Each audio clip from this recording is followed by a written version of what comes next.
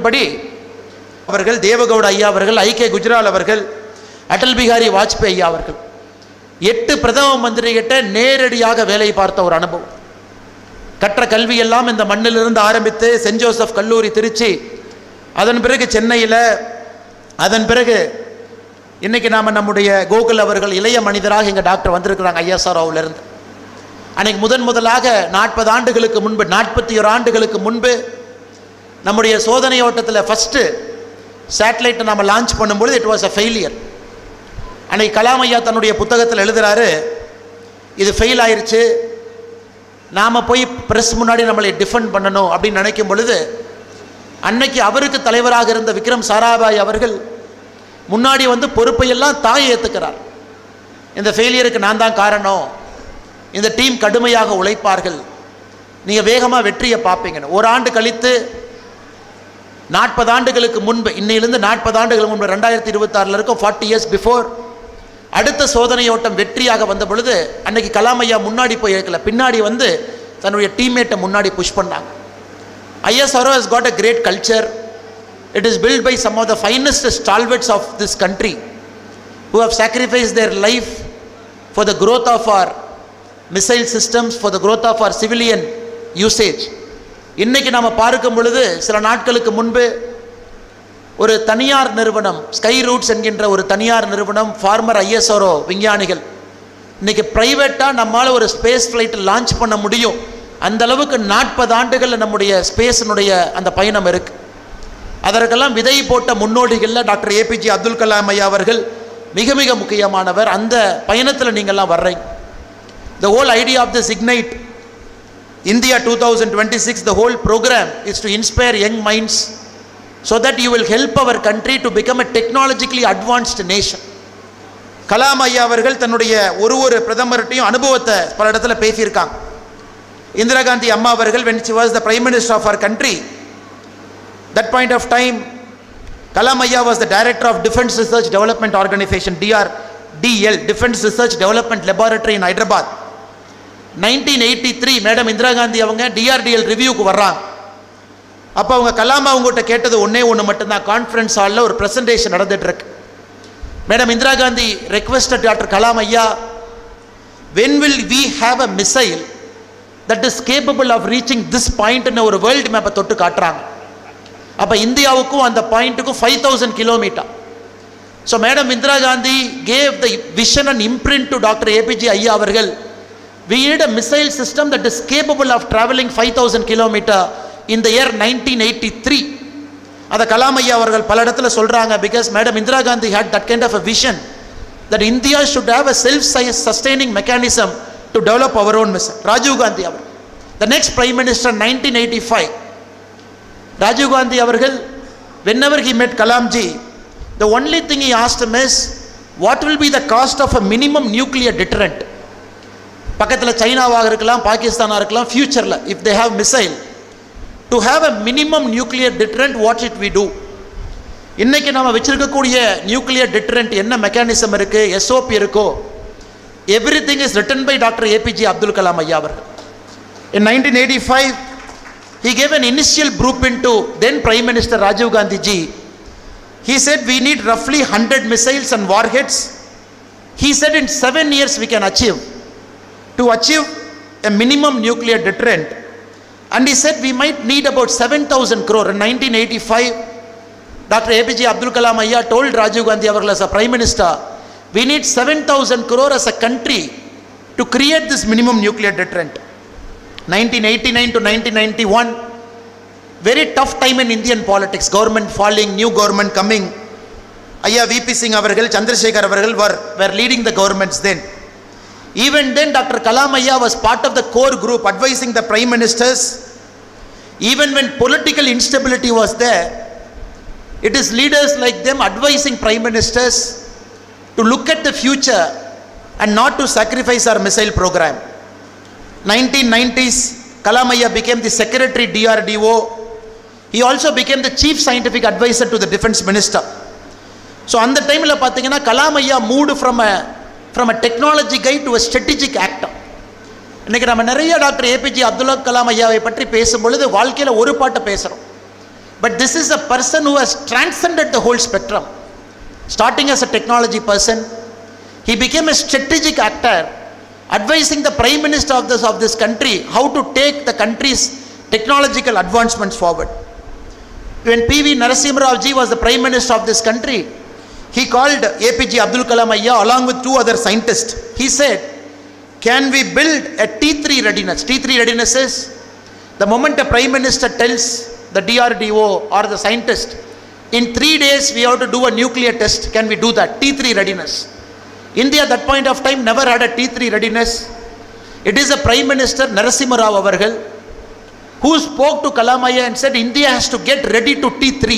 நீங்க பாருங்க, எங்க இருந்து இந்திரா காந்தி அம்மா, அதன் பிறகு ராஜீவ் காந்தி அவர்கள், அதன் பிறகு விபி சிங், சந்திரசேகர் அவர்கள், நீங்க ஒரு டிரான்ஸ்ஃபர்மேஷனை பார்த்துட்டே வாங்க. நரசிம்ம ராவ் ஐயா வரும் பொழுது it is Kalamji in his multiple position, advisor, secretary, he has moved from a basic plan to a T3 readiness.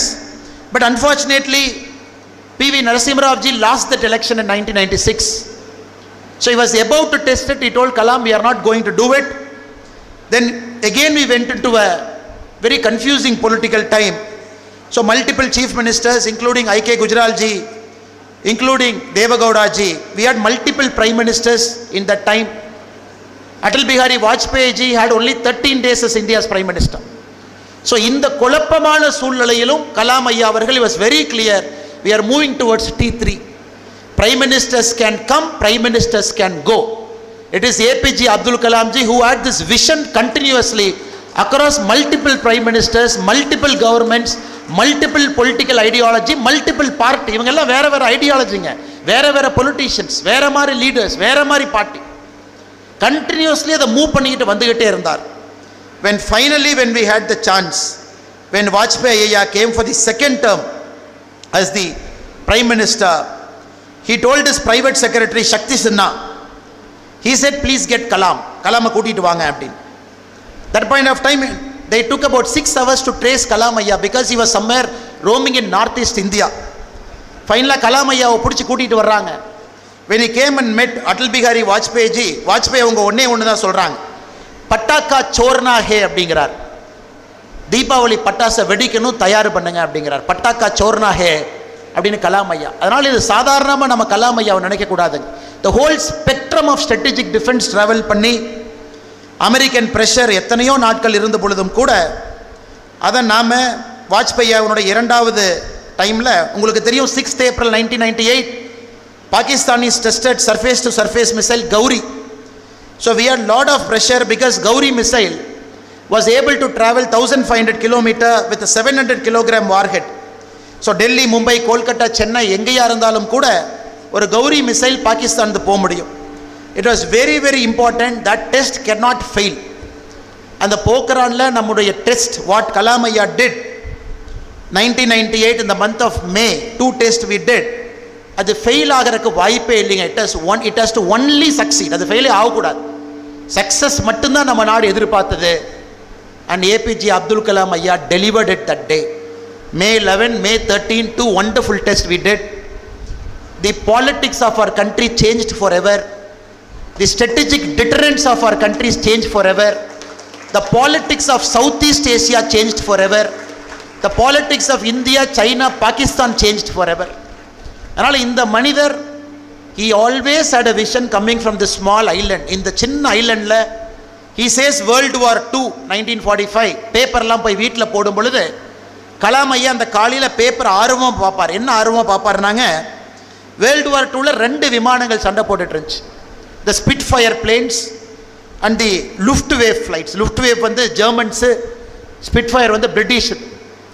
எந்த பிளேன் ஜெயிக்குது அப்படிங்கிறத ஒரு நாள் பேப்பர் போடும்போதும் கலாம் ஐயா அந்த தலைப்புச் செய்தியில் பார்ப்பார். அப்படி ஆரம்பித்த ஒரு கியூரியாசிட்டி படிப்படியாக இங்கிருந்து படித்து ஒரு இடமாக சென்று ஒரு தேசப்பற்றை எப்பொழுதுமே விடாமல் கடைசி வரை இந்த நாட்டிற்கு ஒரு சிறந்த குடிமகனாக நாம் எல்லாம் எப்படி இருக்க வேண்டும் என்பதை உணர்த்தி, அது மட்டும் இல்லை, பல இடத்துல கலாம் ஐயா பேசும்பொழுது உங்களைப் போல நான் மாணவனாக உட்கார்ந்துருக்கு.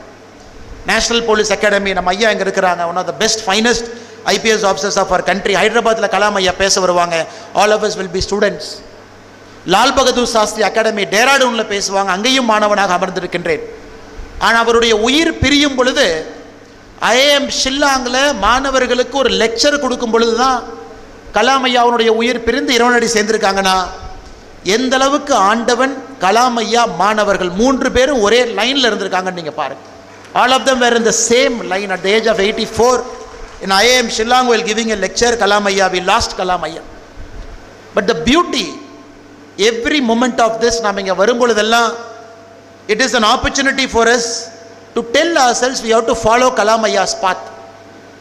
A person who didn't get married, a person who gave up non-vegetarian, ஹாஸ்டலில் போய் மெஸ் பில் கட்டணும், சென்ட் ஜோசப் காலேஜ் திருச்சியில் நான் வெஜிடேரியன் சாப்பாடு 18 ரூபா, வெஜிடேரியன் சாப்பாடு 14 ரூபா. அக்காவோட நகையை வாங்கி படிக்கும் பொழுது எதற்கு குடும்பத்திற்கு தேவையில்லாமல் அந்த 4 ரூபா செலவு வைக்கணும் அப்படிங்கிறக்காக ஓவர் நைட் ஃப்ரம் நான் vegetarian he became a vegetarian. பாருங்கள் எந்த மாதிரி மனிதர், எவ்வளவு விஷயத்தை அவர்கிட்ட நம்ம எடுக்க முடியும். இதே ராமேஸ்வரத்தில் சைக்ளோன் 1964 ஒரு மிக மோசமான சைக்ளோன் வந்து ராமேஸ்வரத்தையே கிட்டத்தட்ட தரைமட்டமாக்கும் பொழுது அவருக்கு ஊருக்கு வரணும்னு ஆசை, கையில் பணம் இல்லை, எம்ஐடியில் படிச்சுட்டு இருக்காரு. தன்னுடைய ப்ரொஃபஸர் பெஸ்ட் ஸ்டூடெண்ட்னு குடித்த டெக்ஸ்ட் புக்கை கொண்டு போய் அடமான வைக்கிறார். ஒரு கடையில் 400 ரூபாய்க்கு அடமான வைக்கிறார். எதற்குன்னு கேட்கும் பொழுது ஊருக்கு போகிறதுக்கு பணம் இல்லை, சொந்த ஊர் ராமேஸ்வரத்தில் சைக்ளோன் சேதத்தை ஏற்படுத்தியிருக்கு, என் டெக்ஸ்ட் புக்கை வச்சுக்கிட்டு 400 ரூபா கொடுங்க. இந்த கதையை கேட்ட மின்ட் ஸ்ட்ரீட்டில் இருந்த ஒரு பான் புரோக்கர் கலாம் ஐயாவுக்கு 60 ரூபா பணம் கொடுத்து நீங்கள் ஊருக்கு போயிட்டு வாங்க, தயவு செஞ்சு இந்த டெக்ஸ்ட் புக்கை நான் பத்திரமா வச்சுக்கிறேன், யார்ட்டையும் திருப்பி கொடுக்க மாட்டேன், நீங்கள் வாங்கின பணத்தை என்னைக்கு கொடுக்குறீங்களோ அன்னைக்கு இந்த டெக்ஸ்ட் புக்கை நான் திருப்பி கொடுக்குறேன். அந்த மனிதனுடைய வாழ்க்கையில் சின்ன சின்ன சம்பவங்கள் உங்களை இன்ஸ்பயர் பண்ணணும். Small things. அவர் வாழ்ந்த ஒன்று உங்களுக்கு இன்டெகிரிட்டி, நேர்மை, ஹானஸ்டி, எத்திக்ஸ், இதெல்லாம் அவர் லைஃப்பில் சின்ன சின்ன விஷயங்கள் சொல்லணும். இந்தியாவுடைய ஜனாதிபதியாக இருந்த பொழுது நமக்கு தெரியும், people's president, when he was the 11th president of our country, எப்படி வாழ்ந்தார், ஃபேமிலி எப்படி வச்சுருந்தாங்க, ஃபேமிலி மெம்பர்ஸ் வந்து ராஷ்டிரபதி பவனில் தங்குனா அதுக்கு பில் யார் கொடுத்தாங்க, ஒரு சூட்கேஸோட உள்ளே போனார், ஒரு சூட்கேஸோட தான் வெளியே வந்தார். அப்படிப்பட்ட ஒரு ஜனாதிபதி நமக்கு.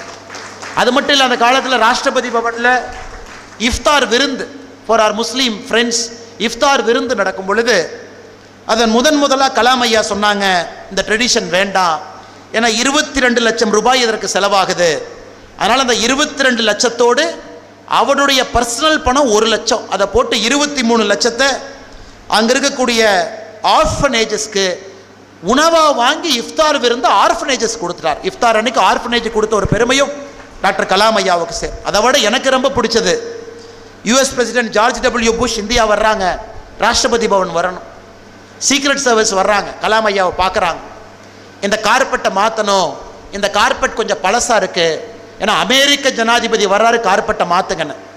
கலாம் ஐயா சொல்கிறாங்க, கார்பெட்டை மாற்ற முடியாது, இந்த கார்பெட்டில் மிகப்பெரிய தலைவர்கள்லாம் நடந்தனால தான் இந்த கார்பெட் தேஞ்சிருக்கு, அதனால் எந்த காரணத்துக்கும் இந்த கார்பெட்டை மாற்ற முடியாதுன்னு அன்றைக்கி சொன்னார் ஜார்ஜ் டபிள்யூ புஷ். அதே கார்பெட் மேலே தான் நடந்து போனாங்க. அது மட்டும் இல்லை, ராஷ்டிரபதி பவனை ஹேண்ட் ஓவர் பண்ணணும், செக்யூரிட்டி செக் பண்ணணும், நாங்கள் கண்ட்ரோல் எடுத்துக்கணும், அதன் பிறகு தான் செக்யூரிட்டி வெட் பண்ணணும்னு சொல்லும் பொழுது கலாம் ஐயா சொன்னது, இந்திய குடியாட்சியினுடைய தலைமை பிடமாக இருக்கக்கூடிய ராஷ்டிரபதி பவனை எந்த காரணத்திற்கும் யாருக்கும் சரண்டர் பண்ண மாட்டேன், நீங்கள் எங்கே செக் பண்ணுமோ செக் பண்ணிட்டு போங்க. இதையெல்லாம் இன்று இருக்கக்கூடிய தலைமுறைகிட்ட நிறைய நம்ம பேசணும். இது பல புத்தகத்தெல்லாம் படித்த இடத்துல இருந்த சின்ன சின்ன நோட்ஸ், ஒரு புத்தகத்தில் ஒன்று. கலாம் ஐயாவுடைய விங்ஸ் ஆஃப் ஃபயர் நிறைய எழுதியிருக்காரு, இக்னைட்டட் மைண்ட்ஸில் நிறைய எழுதியிருக்காரு. கலாம் ஐயாவுடைய ஒரு புத்தகமும் பொக்கிஷன் தான். நீரஜா சௌத்ரி அவர்கள் ஹவ் பிரைம் மினிஸ்டர்ஸ் டிசைட், அந்த புத்தகத்தில் ஒரு பிரைம் மினிஸ்டருடைய ஸ்ட்ராட்டஜிக் டிஃபரன்ஸை பற்றி எழுதியிருக்காங்க. கலாம் ஐயாவை பொறுத்தவரை எல்லா இடத்திலும் இருக்கக்கூடிய ஒரு மனிதர்.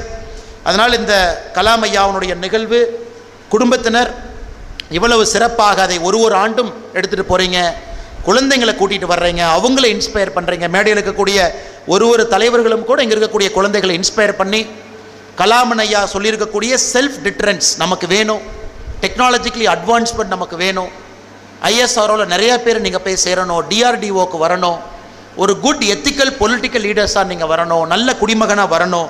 அது எல்லாருக்கும் நாம் கலாம் ஐயாவை எப்பொழுதும் நம்முடைய ஒரு ஆதர்ஷ புருஷனாக நாம் அதை எடுத்துக்குவோம்.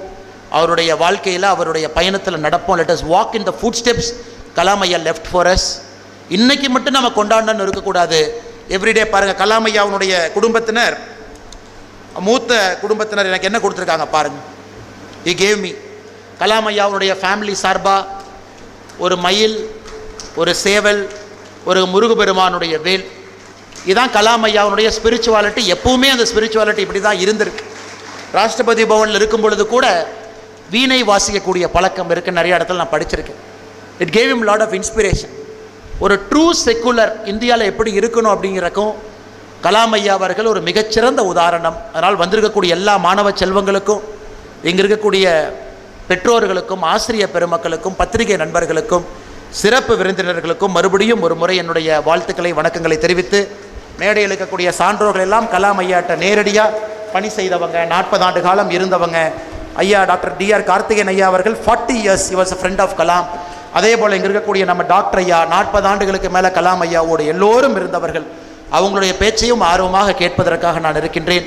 பெரும் வாய்ப்பு கொடுத்த கலாம் ஐயாவுடைய குடும்பத்தினருக்கு, குறிப்பாக அண்ணன் டாக்டர் ஷேக் சலீம் அவர்களுக்கு என்னுடைய நெஞ்சார்ந்த நன்றிகளை தெரிவித்து என்னுடைய சிறு உரையை முடித்துக் கொள்கின்றேன்.